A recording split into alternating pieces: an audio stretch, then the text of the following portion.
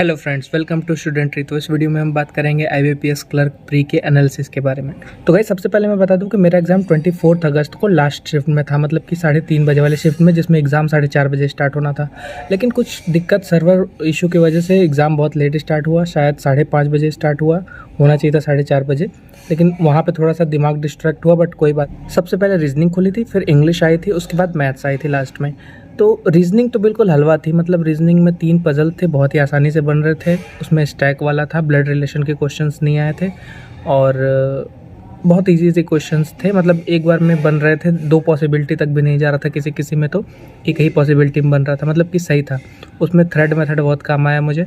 और रीजनिंग तो मेरे जितने अलॉटेड टाइम होता है उससे 3 मिनट पहले ही हो गया था। मैंने 1-2 पजल रिवाइज़ भी कर ली उतने में। तो रीजनिंग तो बहुत हलवाई थी, उसमें 35 अटैम्प्ट थे मेरे।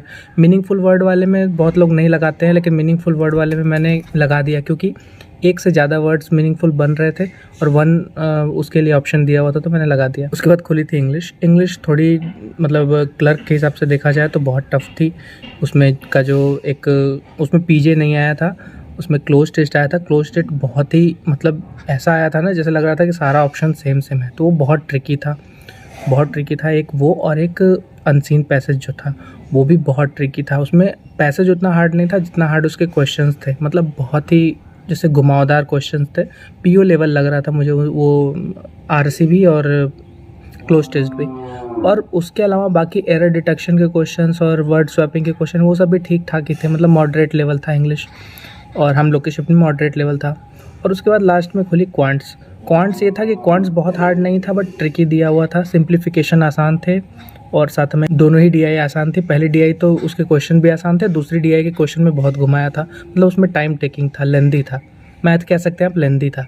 और एरिथमेटिक हार्ड थी उसमें, कि हर एरिथमेटिक में बहुत सारे वेरिएबल छोड़े हुए थे, बीच बीच में गैप्स छोड़े हुए थे कि आप कनेक्ट ना कर पाओ क्वेश्चन को जल्दी से।